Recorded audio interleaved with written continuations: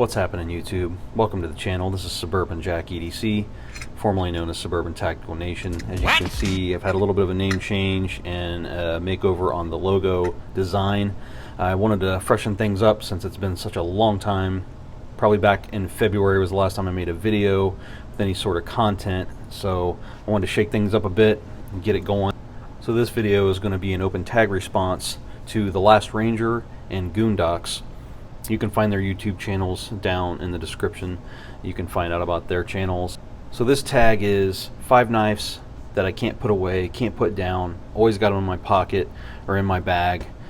Basically the knives that stay in my rotation, although I do rotate most of my knives, about 90% of my knives I do rotate, but these are the ones that see the most pocket time and use that I have. What you talking about, Willis? Most of them.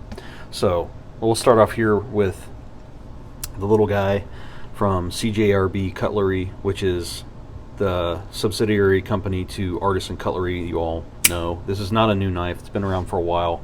It's a really cool design and it's by Swags. She designed a pretty good knife, I think, and this thing is really capable. I love it. What's great about this little knife is how much of a punch it packs for such a compact knife. Not only is it super fidgety and really designed well for its size. You've got that front flipper, the liner lock, but you've got the front flipper, you've got the thumb studs. They just work so well together, and you've got bearings on this, so that's what makes it so fidgety. And you've got not only that, but you've got an excellent blade shape on this thing. You've got a typical stock thickness on this, but it comes down to a real nice fine edge on it. And you've got a nice swedge at the tip here. It is a stainless steel, doesn't hold the longest edge as far as retention goes, but it is super easy to strop and it takes a good sharp edge. I haven't had any chipping or anything like that with it. Your watch pocket, you could slip it right down in there. It's small enough to get in there. You can even fit it in a lot of these modern pocket slips that everybody uses to put their flashlights and pry bars and stuff. You got your deep carry. You even got a little spot for a lanyard. Not like you would really need that on a little tiny knife, but if that's your thing, you've got it. You've got a little color with the red anodization on the pivot color and the thumb studs. The thumb studs work just fine. You've got like the perfect amount of jimping on here. Other than being kind of a 3-finger grip on the handle, it still works really well, and I've used this in pretty much indoors and outdoors. So cool little knife. We'll move on to the next one here. This is Benchmade's side opening automatic. This is called the Mediator. This was a gift from a very dear friend of mine, and this thing has become one of my go-to EDC knives. I just constantly have on me or in my bag when I'm at work, or it's just one of those knives that I just slip down in the pocket and don't even have to think about. I know it's going to perform if I need it pretty much in any situation. It's got S90V steel, which has since made me a believer on this steel. It works really well, holds the edge for a super long time, and very low maintenance as far as keeping it sharp. It's got a beautiful sharpening choil on there. But one of the things I love most about this knife is how slim it is and how compact it is. Deep carry clip from that Benchmade makes is just one of my more preferred clips by them guys. Another highlight is the scales on this. I love the chevron pattern that it has. You can see there how they've milled into it. It's got some good texturing, but it's not overly aggressive, so it's not going to shred your pockets up at all. So that's another thing, getting it in and out that pocket when you need it is awesome. And one of the things I actually like about this, which I don't on most automatics, is you have a little locking mechanism here, and you can lock it shut so you can't open it on accident, and you can lock it when it's open so you can't accidentally disengage the knife. So I actually like that feature on this. Now most automatics, your button there with a spring, this one sticks out a little bit, but you have to be pretty intentional to push down on that to get it to open up. However, I've had crazier things happen in my pockets, so I do appreciate that you can lock it open and close. Really good feature on this thing. I really like this one because especially this was back before I really had a bigger budget to buy some of the more premium knives that I like to have in my collection. This kind of reminded me of the Benchmade Osborne, the 940, because you've got that little bit of a reverse tanto, modified kind of blade shape you got there, and you've got that little bit of belly, and you've got that length on the blade, and equally you've got the handle. So this is a little shorter than the Osborne, I think. I haven't done a full review on this. I have done a full review on the Blade HQ exclusive on the Osborne. You can go check that out back in my older part of the selection of my videos. But yeah, this thing is awesome. I'll have a full review on all these knives at some point here in the not too distant future. So keep your eyes peeled for that, because this is a really good knife. It's really underrated. I don't think people talk about it enough, and I don't know why. Maybe because it's got a higher price tag. I think these things still come in around $250. So overall, it's a really well made knife, and you get that excellent Benchmade warranty. So can't really go wrong with this one, in my opinion.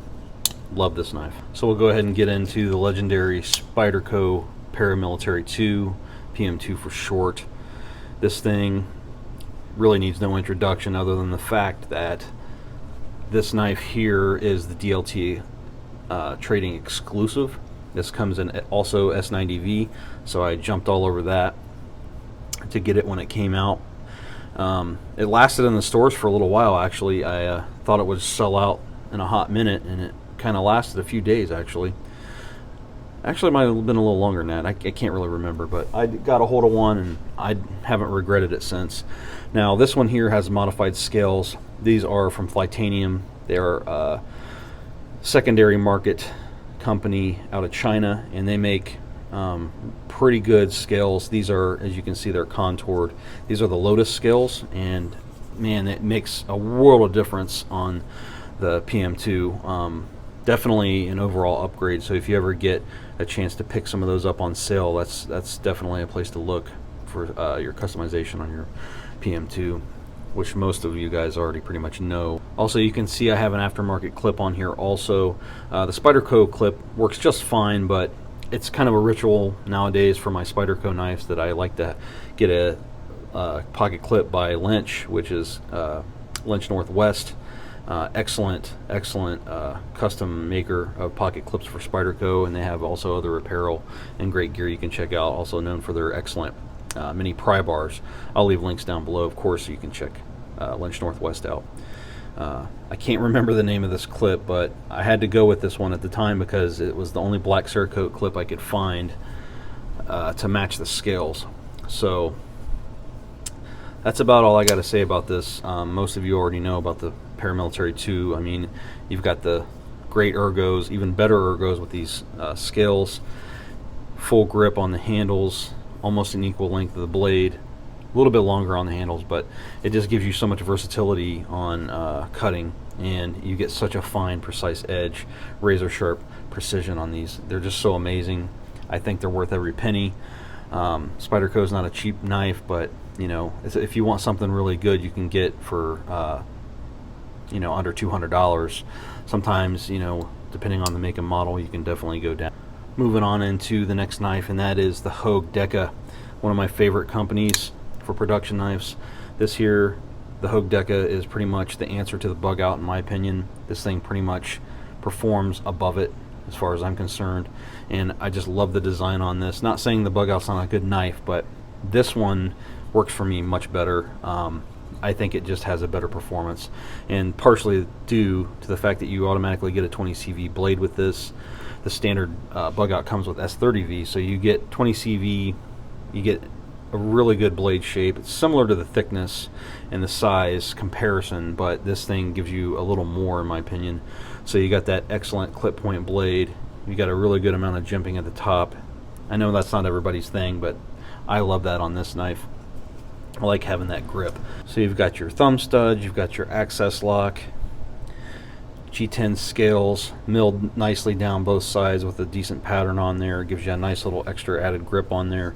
But the great thing is these feel a lot thicker than the bug out scales that you get, which were not even G10, and a lot of people complained about the flexing. Just felt like cheaper, but this one does not. This does have the recessed liners inside the G10, but it's got a good weight to it, a good balance. Now, Hogue has released since the new one, the Gen 2 with the MagnaCut blade, which I do have, and I'll show you guys in another video when I do a review for that, including the rest of these. But they added the polymer scales to drop the price down a little bit, I think, to give you that MagnaCut steel on the blade. And I'm having some good experiences with it. I just don't like the polymer. I do like the G10, so that is nice to have on the Hogue Deca. Only thing is, it does not have a deep pocket clip on the Gen 1, which is what this is. They have since fixed that on the Gen 2s. You got a deep carry clip. You can replace other clips where the holes are to get you a deep carry. I'm not sure what you could swap out from other knives, but you know how it is. You can find those and kind of mess around as long as they match up on the holes. You also got your left and right carry. So moving on from this one, excellent knife, we're going to go into Doug Ritter's Ritter Hogue, which is also 20 CV steel. Excellent G10, nice texturing on the G10 handles, full size knife. You can see the difference on how much bigger the Ritter Hogue is than the Deca, which we all know the Deca is not that large, but the Hogue just gives you that full size pocket folding knife that feel you need for a folding knife if you want to go with a full size. That's just how I feel about this knife. That is the RSK MK1-G2 is the model name. You can only find these exclusively at KnifeWorks, and I'll leave a link down below in the description for you so you can go check these out. There's more variations of these. There's some coated blades, some coyote tan scales, black scales just like these with black blade, and a few others. They also have a mini, just like the Griptilian has the mini Griptilian. This has the mini Ritter Hogue you can also find. And obviously you have the 20 CV steel, the thumb studs, excellent blade grind, as every Hogue that I've ever pulled out of a package. They come razor sharp, always nice to have. You've got that stone washed finish. I mean, the list goes on. This thing just is the best package for the money, in my opinion. So that's going to do it for my pick, guys. That's why these things live in my pocket. I'd love to hear what your choices are. If you got 5, let me know down in the comments. That'd be awesome to hear. And what ones do you like? What don't you like? Let me know. Thanks for watching. Thanks for supporting the channel. Thanks for supporting me over on Instagram. You can find me over there on what I do usually. I have weekly updates on what I'm carrying and other buffoonery that I show sometimes with Chico, the Suburban Hound. He's a Jack Russell Terrier, and he is full of piss and vinegar, and he's fun to be around. So you'll occasionally see him on the channel in my edits sometimes. So that's going to be it for the video today, guys. Have a great day. I'll see you on the next one.